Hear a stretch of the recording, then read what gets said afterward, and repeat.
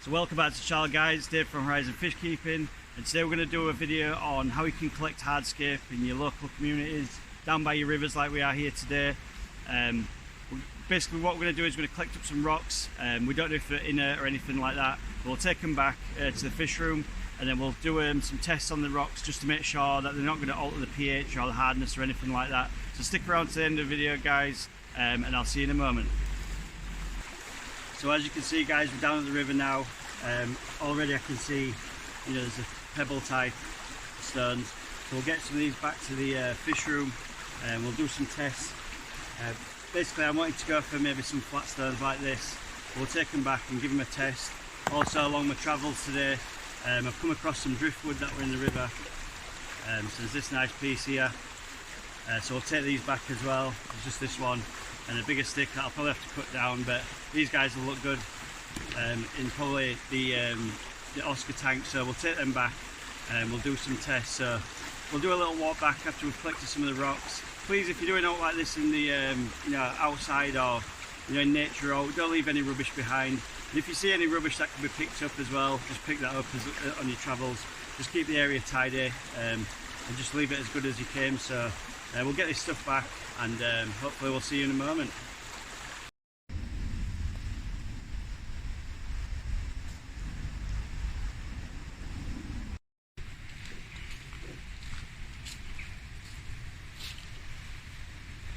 These are the selection of rocks that we've got from the river today, and the piece of driftwood that we found.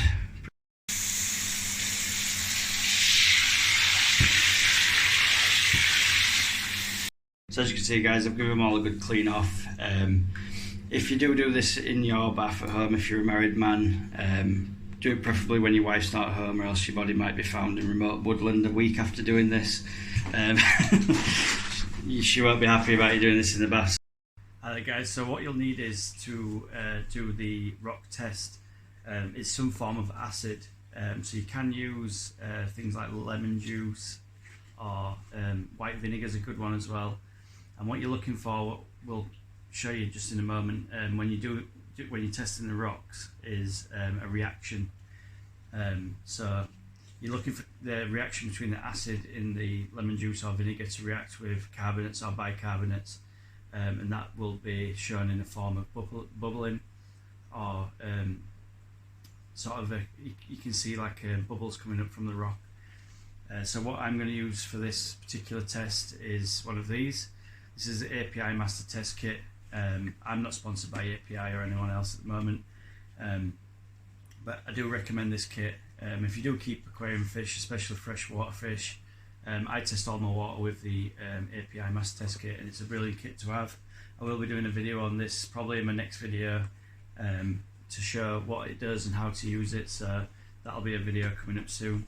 So in the Master Test Kit, you've got several bottles, and then one that you need to use is the nitrate bottle, and it's the nitrate 1 bottle, so this one with a purple sticker. You notice it says #1, so number 1.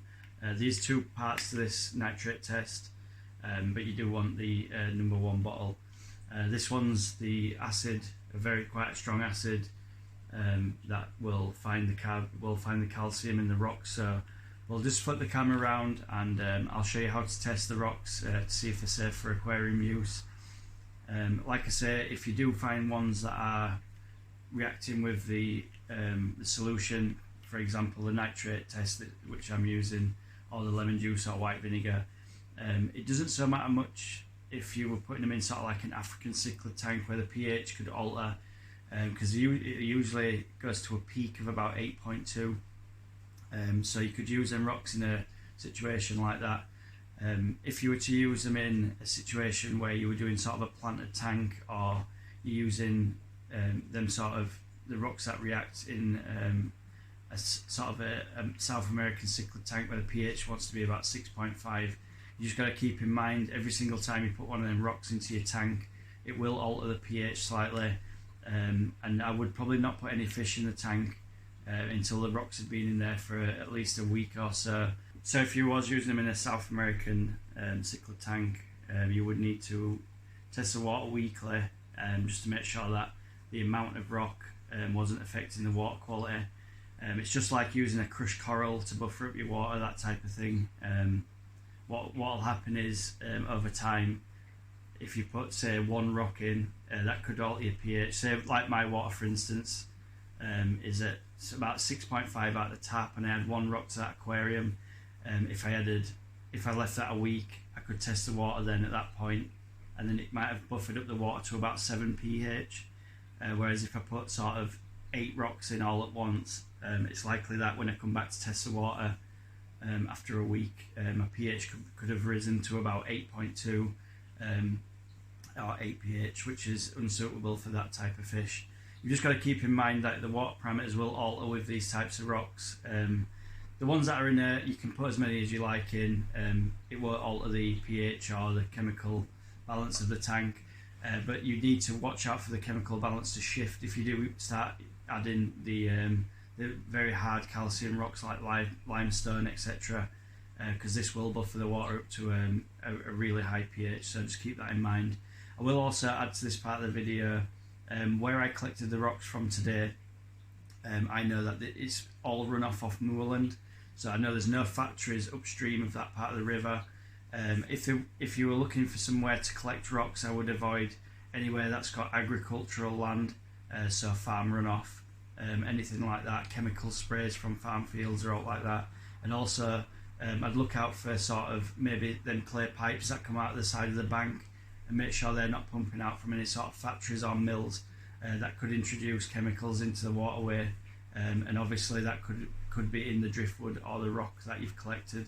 Obviously you're going to take the time to clean the rocks and wood as you would with any sort of substrate.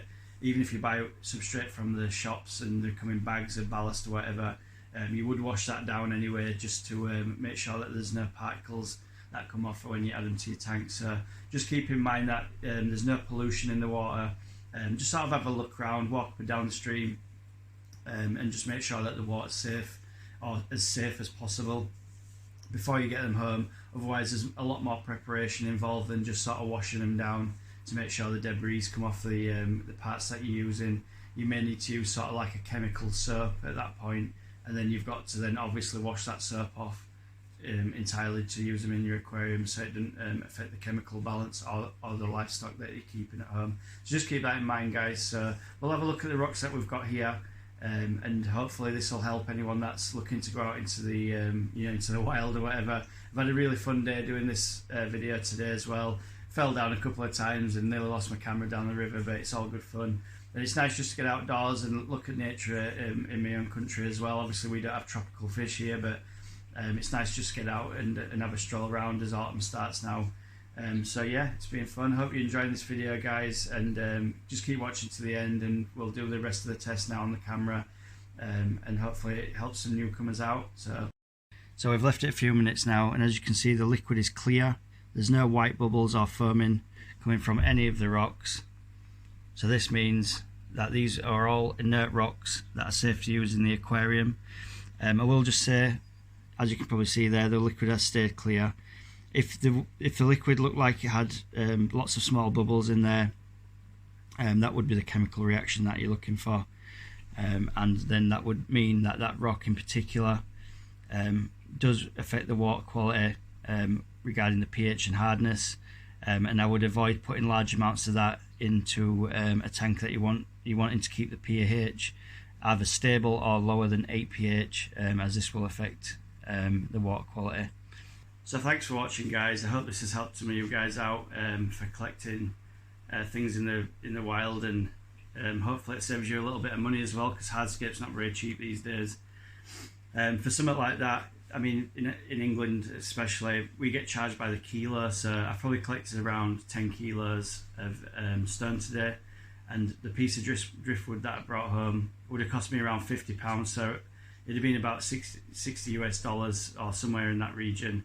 And with the rocks as well, I'd been paying roughly about £80 for both items. So for the sake of a morning stroll, getting another video on YouTube, I think we've succeeded in what we set out to do, and I hope this makes you guys want to get out as well. It's a nice thing to do with your family.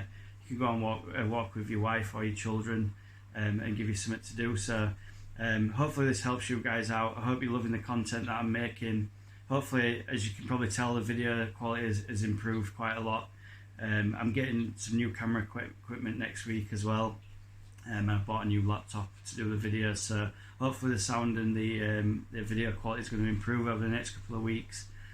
Like I said in all my videos, thank you for everyone that's given me nice comments and liked my videos. Also, I'd love to thank my subscribers. You guys are awesome, and I'll always say that in my videos. I think the community that I'm building up slowly is a really nice community. Everyone's quite, nice in the comments and things like that.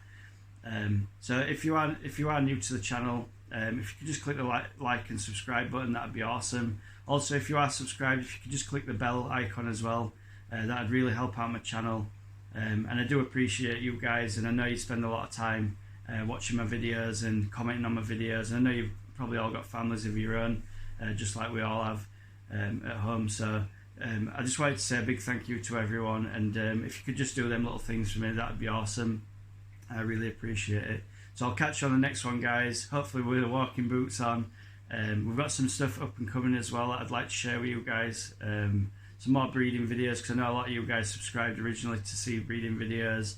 And also we're going to do a new DIY CO2 system for the tank behind me here. So we're going to get that set up, and hopefully, again, my channel is mainly about saving a bit of money but enjoying the hobby and obviously enjoying the fish. So I'd like to see you all on the next one. So I'll leave this here for now. I'll see you on the next one. Peace out.